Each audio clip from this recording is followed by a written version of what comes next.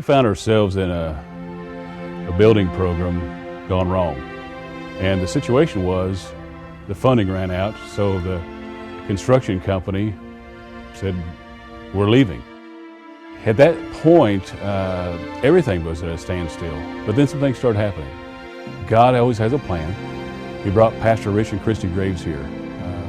Certainly, without a doubt in their hearts, or without a doubt in the hearts of the board, that it began to be known that they were called to this place. I had felt for some time that God was calling us to transition in ministry. God opened up the door and the opportunities, and in the process of looking at the church facility for the very first time, it was very intriguing to me. I love a good challenge. I could see what God wanted to do. I saw the challenge ahead of us and saw the opportunities ahead of us, and in many ways saw that day what we've begun to see as the reality. It is God's house. God had a plan when it was birthed. The vision was birthed to build. It was something that I knew that was going to be finished. I knew we were going to be doing it. And the excitement for me was knowing we're going to, but really not knowing how that was going to happen. We had the one move from our old sanctuary that came with lots of memories and came with lots of hurt. And we just needed a new life. We needed a new facet on what it meant to be a church and ministry. We began raising money, even for this room that we're in today. God spoke to some hearts and gave some significant gifts. The Lord just kept speaking to me as, I'm going to ask you to give up something. One day we were headed to the church, and it literally just came out of my mouth. And I just said, I think we're supposed to sell the house, and what equity we have built up in it, I think we're supposed to give it to the church. We're going to ask the people to sacrifice, and I think we have to lead by example. So we put the house on the market, and within probably a month, the house was sold. It was part of the steps to the miracle, and it continues. There are abundant amount of stories and testimonies of what God has done because of their sacrifice. Now we have a beautiful place that we worship, nicer than a lot of churches have, and it's just a temporary place for us. Can't wait to see what God wants to do in us completing that room and having a brand new expression of who Galena Assembly is to this whole 4-state region.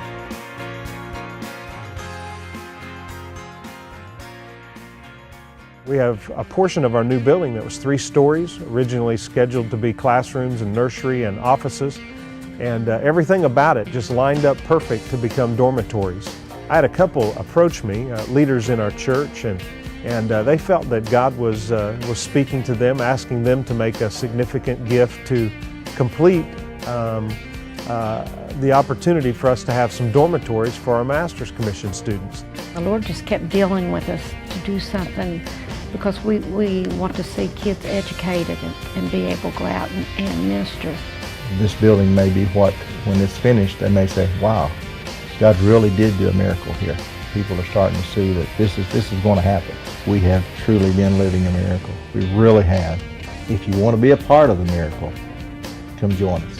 Something that once was desolate can be brought back to life. The students who come here and parents who come here and walk through it, they are amazed at what God has done. Our goal here at Galena Assembly of God and 4 Points Master's Commission is not just to change our own town. We're wanting to reach the world. We came and we watched the efforts of everybody get together, and a few days before, we're putting the last coat of paint on the floor, putting the bottoms on the baseboards and such like that. You know that's a miracle of God. And I think that was God saying, okay, this is how it starts.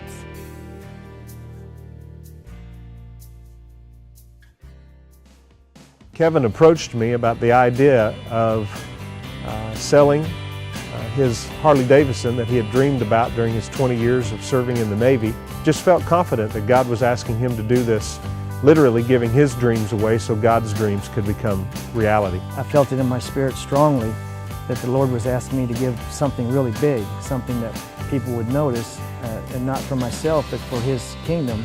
I felt it in my spirit that He was asking me to give my Harley Davidson away.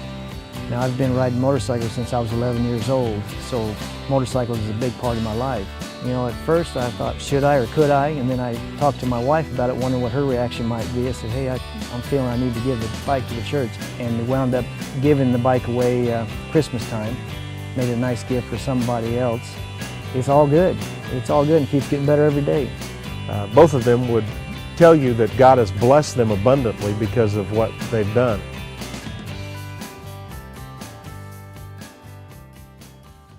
We're sitting here and we're being able to even dream about what's ahead. You can never outgive God. And your greatest days of joy will be when you say yes and agree with Him. If you call this place home, then you need to invest in it. This home is where you get spiritually fed. That's where your church family is. He even wants us to step out farther than what we did before. And so if He wants that from the leaders, then He's going to want that from everybody who sits under this roof. What we need to pray about is exactly what does God want us to do. We are really, really living the miracle. Galena Assembly is really living the miracle.